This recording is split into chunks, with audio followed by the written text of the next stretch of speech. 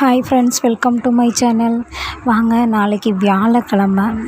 லக்ஷ்மி குபேரரை எப்படி வணங்குனா, எப்படி வழிபட்டால் நம்ம வாழ்க்கையில் நினச்சது நடக்கும், எப்படி வழிபடுறனால நம்ம வாழ்க்கையில் நினச்சது எல்லாம் கிடைக்கும், இப்படி வழிபடுறது மூலியமா நம்மளோட வாழ்க்கை நல்லாயிருக்கும், நம்ம வாழ்க்கையில் நம்ம நினச்சது எல்லாம் நடக்கும். குபேரர் நம்ம வீட்டில் வாசம் செய்வாங்க.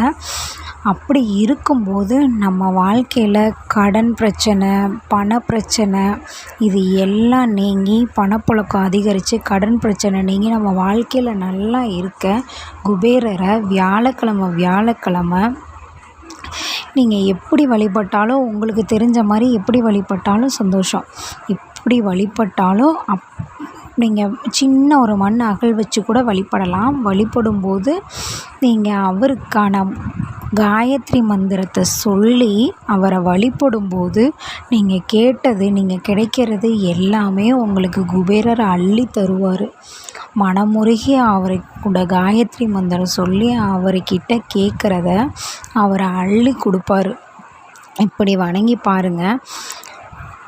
குபேரரை வணங்கும்போது என்ன காயத்ரி மந்திரம் சொல்லணும்னு சொல்கிறேன், நோட் பண்ணி வச்சுக்கோங்க.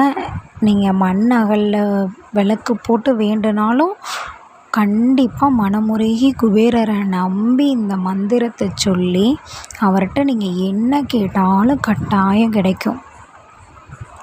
ட்ரை பண்ணி பாருங்கள். மந்திரம் என்னன்னு சொல்கிறேன். குபேர காயத்ரி மந்திரம்.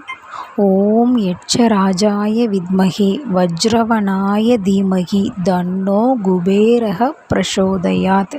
இந்த மந்திரத்தை நீங்கள் மனமுருகி ஒரு முறை சொன்னாலும் சரி, 3 முறை, 5 முறை, 7 முறை அந்த மாதிரி சொல்லுங்கள். அப்படி என்னால் முடியும் அப்படிங்கிறவங்க 108 முறை மனமுருகி அவரோட காயத்ரி மந்திரத்தை சொல்லி அவர்கிட்ட நீங்கள் என்ன கேட்டாலும் குபேர பகவான் அள்ளி தருவார். ட்ரை பண்ணுங்கள். நீங்கள் வாழ்க்கையில் நினச்சது எல்லாம் நடக்கணும். Thank you so much. பிடிச்சிருந்தால் லைக் பண்ணுங்கள், சப்ஸ்கிரைப் பண்ணுங்கள். Thank you so much.